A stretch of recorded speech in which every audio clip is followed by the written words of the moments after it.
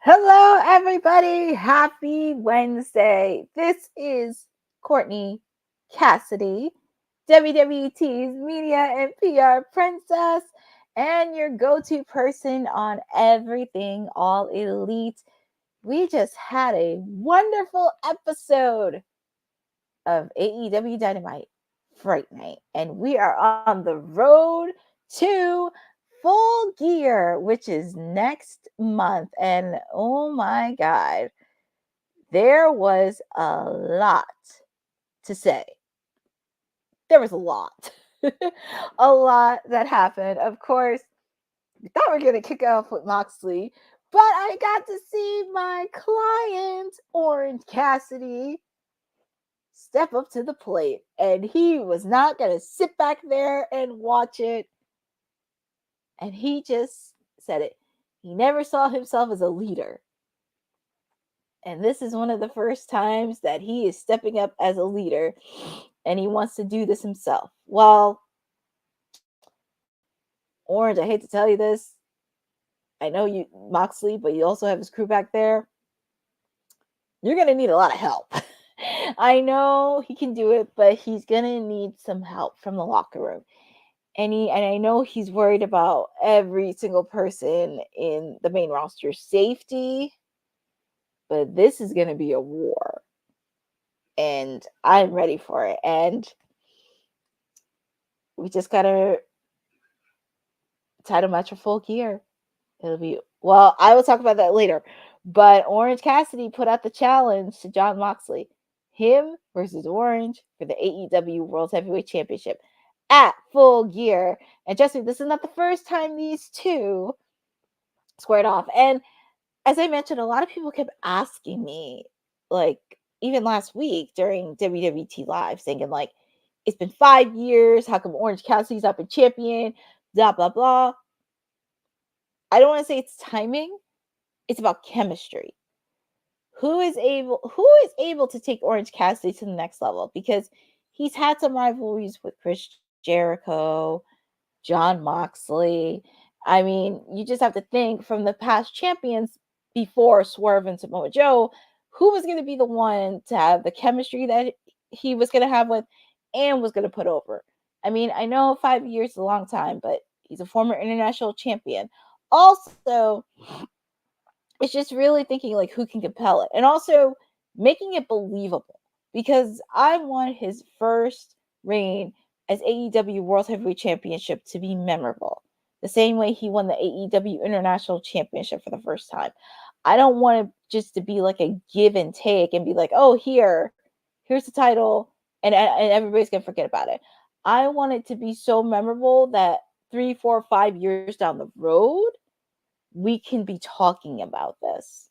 So I'm very happy to see Orange really step up and also grow from this, because, not to sound biased, even though he's my client, he's a leader. And I believe in Orange Cassidy. So we got into Orange Cassidy. I'm trying to get the rest of my match card in between. Because we kicked off with Orange Cassidy. Trying to get that. All right, so we kicked off with Orange Cassidy. We got to see Adam Cole back in the ring for the first time in a while. Him versus Buddy Matthews from the House of Black. We knew Adam Cole was going to be a little bit stiff during his match, because this is his first match since he had that injury. So they were going back and forth, and it was a really good, solid match to open the show. And I was very proud of both of them. And I was very nervous that Adam re-injured his left ankle, because, of course, one of the doctors came out. But Buddy Matthews called him, the new version of Adam Cole, weak. And Adam didn't take it very well.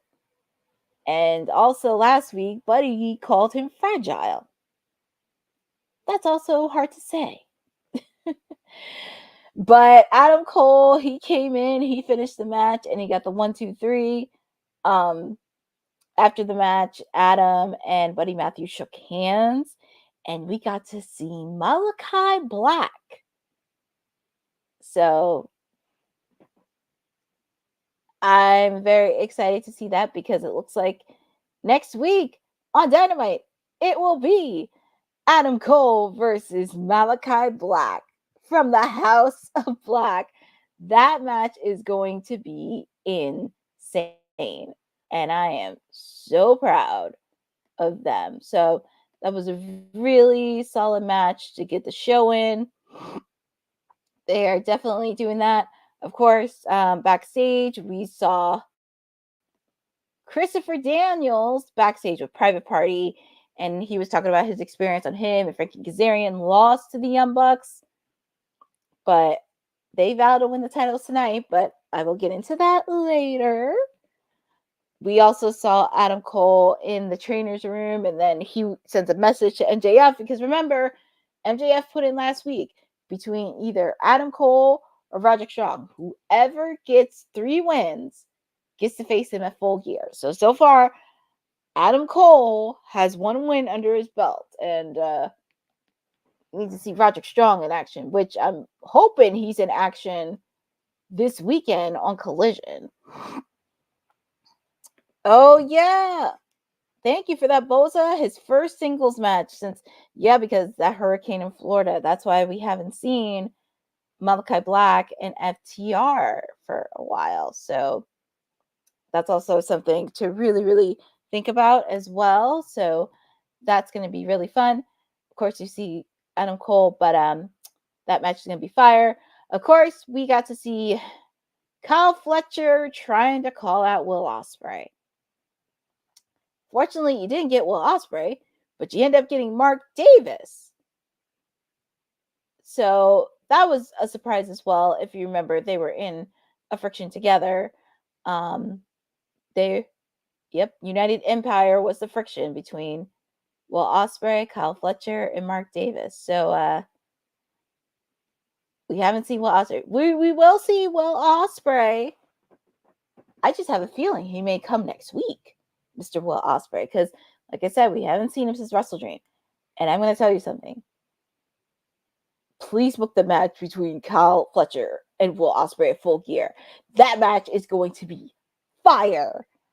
And we switch from that one match to another because we know Hangman versus Jay White is going to happen at Full Gear.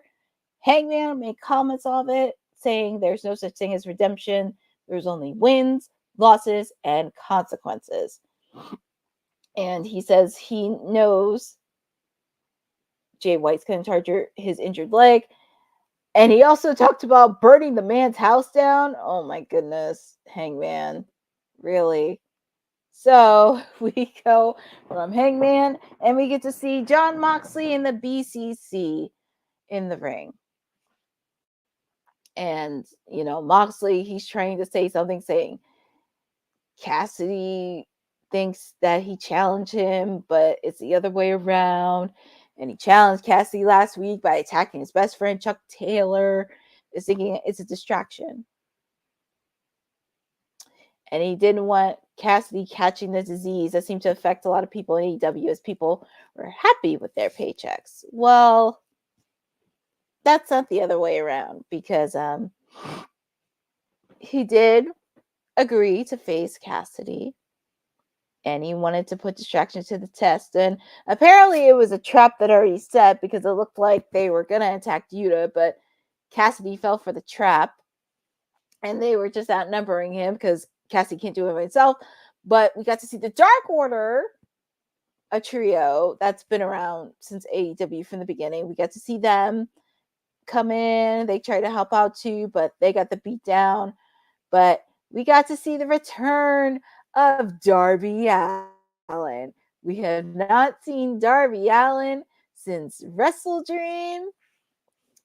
And I am so happy to see him back.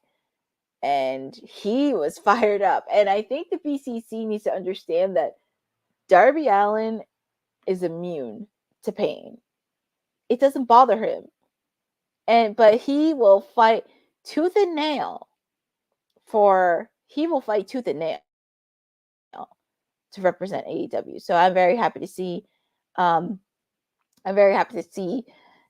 Allin back. Of course, we got to see not just Top Flight joining in, but also we get to see Daniel Garcia joining the fight. So this is going to be really interesting. And it's also an opportunity to give some of the younger stars, the stars that are starting to build on the rise in the future, to really give that. Because we do have some stars in AEW that are already over. It's just we need some of these young cats who are sometimes not over with the fans get involved. So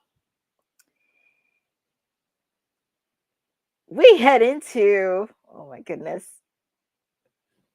I'm still, I just can't believe it. The tag team title match between the Young Bucks. It was funny. The locker room was fighting BCC, and then boom, I know, it was crazy. They had to transition super quick. I'm getting there, but the AEW tag team titles, I'm still flabbergasted by this one. Private Party versus the Young Bucks. Oh my god. That match delivered. And it shows, and a little fact, that is one of AEW's strongest pillars, is their tag team division. That is one of their pillars, and that's what makes their tag team division so great. The match had it back and forth, and the one thing about Private Party, their determination, their resilience, their commitment, it just gave me shades of the Hardy Boys. And that's who they inspired. That was one of their wrestling heroes growing up, was the Hardy Boys. I'm just sad that they're not in AEW anymore. But I know they are very proud of their buys. And we have new tag team champions. Oh my god. Private Party. And the first time they are tag team champions. And also, I believe they're the second AEW homegrown team to get tag team gold, which is also nice too, because I love it when teams that have been around the block since the beginning, I love it that they get gold. We crown new AEW tag team championships when they have a story. Yeah, it did. It really, really did, because everybody was in Private Party. I was rooting for Private Party. I wanted them to really get it, because, of course, during that match, I did smell shenanigans in that match, but I'm just so happy to see Private Party win it. I'm just so happy to see them win it, and I'm just excited for some of the rivalries that are going to happen. I just hope they have a good, memorable, lengthy reign, because there are some teams that they haven't faced. There's so many teams. There's the Grizzled Young Vets. There's House of Black. I know. So happy they won, but don't worry. I know. That's what I know. They need to stay away from that weasel, Stokely. I mean, didn't they learn when they were in the firm on what Stokely did to them? Like, come on, really? But it would be crazy to see some of the tag team matches. And I don't care what anybody says, but I definitely want to see the rivalry between them and my clients, the Acclaimed. Could you imagine some of the promos and disses they would do together? It just would be crazy. Because, like I said, they've never faced off against Private Party ever. And they're also former tag team champions. And nothing against FTR, but they need to stay far, far away from the tag team title picture. Let some of these young teams shine. Let them shine.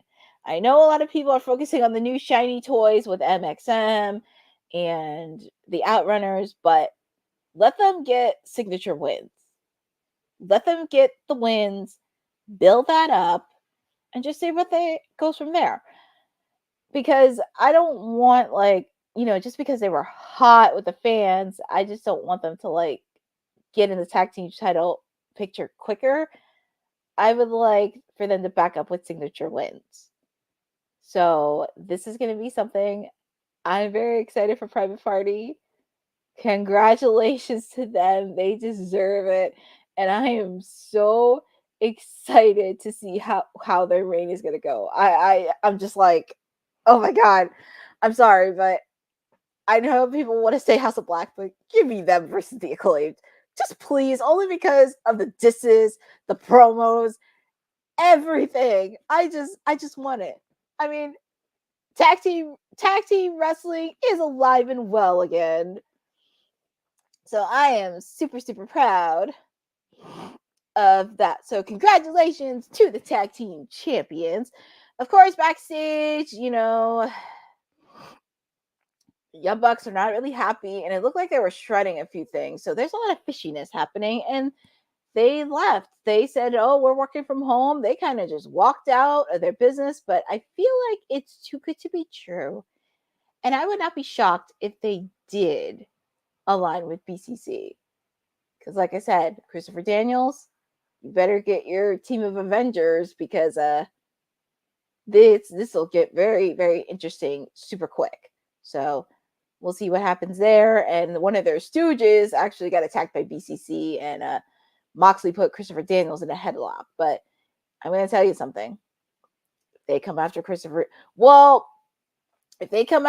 Daniels, all bets are going to be off. But we shall see what happens on the road. I don't think they should align with BCC after one. Well, I don't know, Boza, because think about it. Brandon Cutler didn't even come with them on the ride. So did they do that intentionally or not? Because that's their stooge, but it just felt weird he didn't get in the car with him.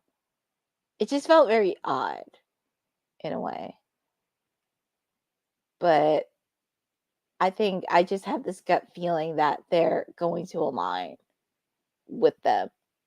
And, honestly, I just think this is more than just owning AEW. It's more than just change the world. Pretty much it's all about ego in a way.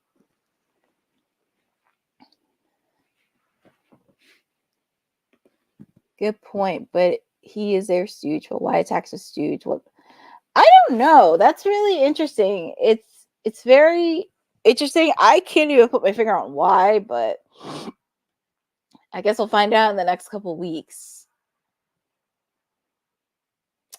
We'll find out in the next couple weeks because it just seems very odd. Because usually I thought Brandon Cutler would be going with them, but I just have this gut feeling that they are going to align with BCC. It's just in my gut because I feel like this is too good to be true, and I feel like they're playing an act. But anyways, with Jack Perry and Daniel Garcia, it looks like Jack Perry is going to have a new contender for the TNT Championship, and I would love to see that. So definitely do it. And then, of course, ahead of next week's match between Penelope Ford and Jamie Hager, we did see a heated confrontation with them. And I love that we're showing a lot more of the ladies in the division on Dynamite. I just honestly wish they had more than one women's match because I feel like they need to at least have one or two.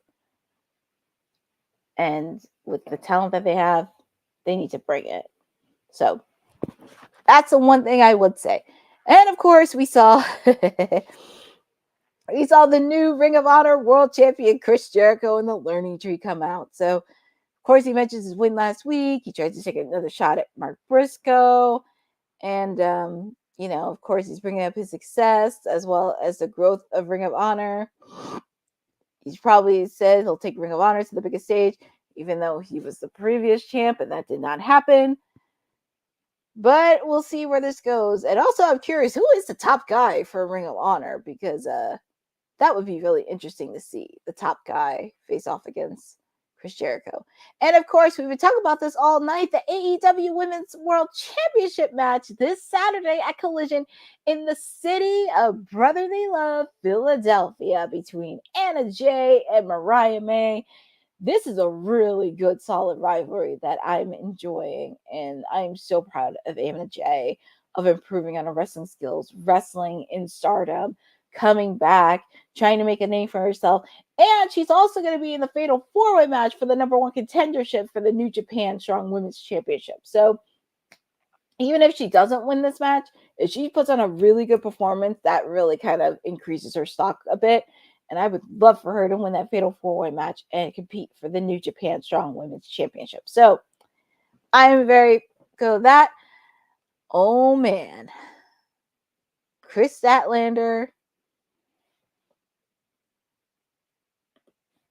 Yeah, no offense. Wish Mariah versus Anna was on Dynamite. It will be Grand Collision, but Dynamite. I know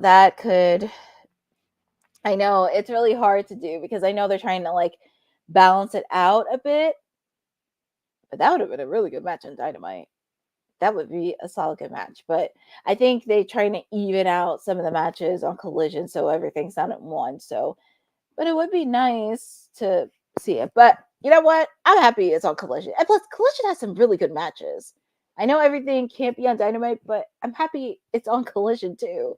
And Collision puts on some really good matches. No matter what happens, so cool. Anna's getting an AEW title match, then Tuna, please. Yep.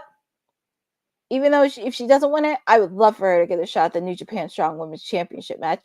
And speaking of the ladies, because of course this is WWT Talk and we represent all the ladies, we get to see the Brickhouse Camille against Chris Statlander.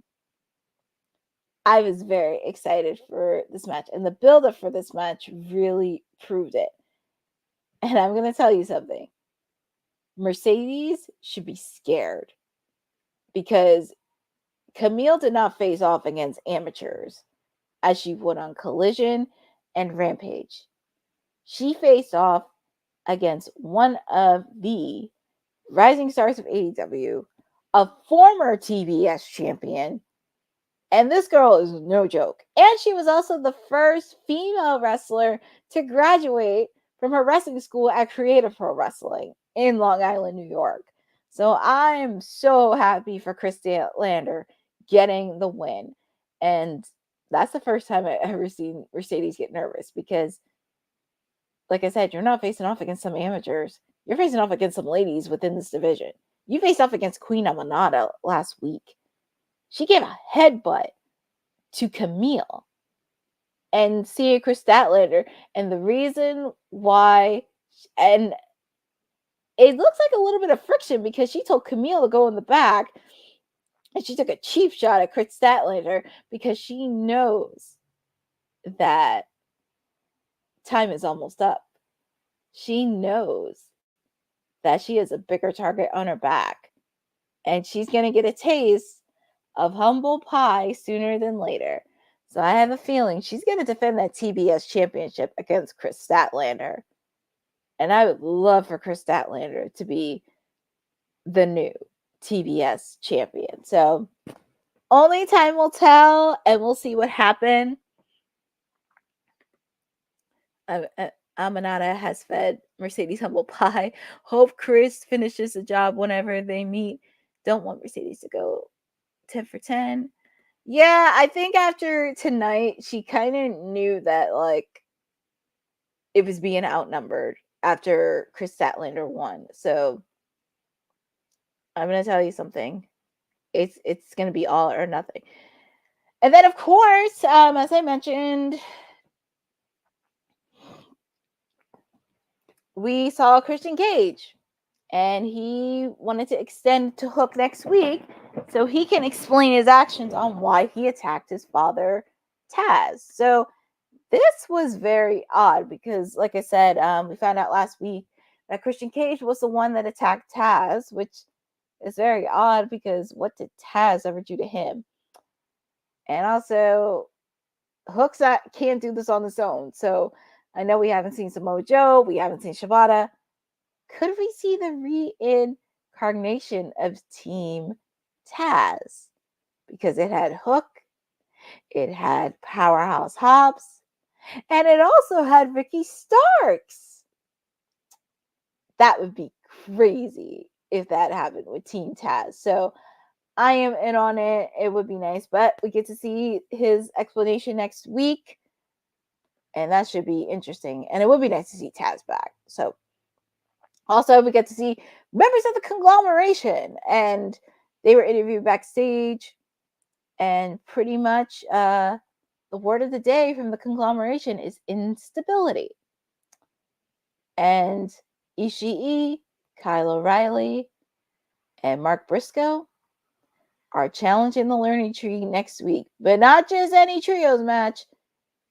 This will be a no disqualification, tables, ladders, and chairs match. And that match will be epic. And then, of course, we saw the Young Bucks leaving and Christopher Daniels tried to stop them. And it's funny, the Bucks say it's too chaotic and they're working from home. And I'm like, okay. So we'll see where that goes from there. And we'll see that. But the time has come. We are finally in our main event. Swerve Strickland versus Shelton Benjamin. Those two delivered. It looked like nobody was going to flinch. And I was a little nervous because Shelton had the upper hand on everything. And I know Nana and MVP were kind of talking outside. So it was a lot of back and forth between both of these athletes. And it was just really nice. The fans were on their feet. They were really excited for this match.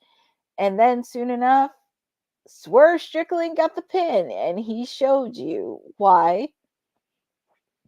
He is a former AEW World Heavyweight Champion. And he's the most dangerous man at AEW. But as soon as we know, MVP made a phone call. And he made a phone call to an almighty call. You see what I did there? We saw the debut of Bobby Lashley. And the stare down between him and Swerve was crazy. Of course, we did see Bobby Lashley taking out Swerve. And we see MVP attacking Prince Nana. So this is going to be interesting because you have Bobby Lashley, Shelton Benjamin, and MVP against Swerve and Prince Nana. And I'm going to tell you something. Swerve cannot handle that on his own. He thinks he can, but he can't. And it looks like he's going to need some unexpected help. The unexpected help, I don't know who's it going to be. But I'm ready. I'm gamed. I'm ready for it. And we shall see. But we saw the debut of Bobby Lashley. We also have some matches announced for next week. Of course, we have the trios match happening next week. We also have Jamie Hager versus Penelope Ford next week. We also have tag team action. Orange Cassidy, Darby Allin taking on Claudio Castagnoli and Pac.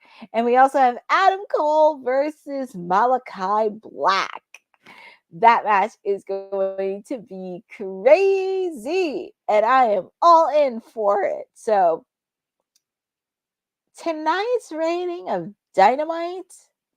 Oh, yeah, that trios match is going to be fierce. And to be honest, low-key, I'm actually liking this rivalry between the conglomeration and the Learning Tree. I just don't know why people don't like it. I kind of secretly like it because it does build a storyline with it. I enjoy it, but that's just me. But anyways, tonight's solid episode. AEW. Yeah, they did. And Boza, don't be so sure because I would not be shocked if they added at least one more match between.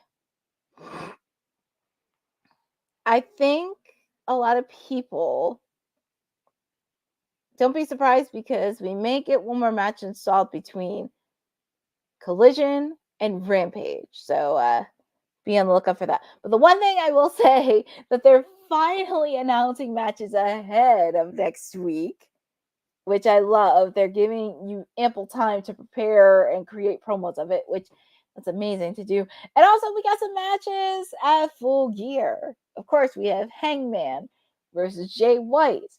We also have the AEW World Heavyweight Championship, Jon Moxley versus Orange Cassidy. And that match is going to be crazy. And we're going to have some matches to come because we're on the road to Full Gear and they're just getting started. So there will be more matches to come. I do predict it's going to be Will Ospreay versus Kyle Fletcher at Full Gear. I have a feeling it's going to be for the TBS Championship, Chris Statlander versus Mercedes Moné.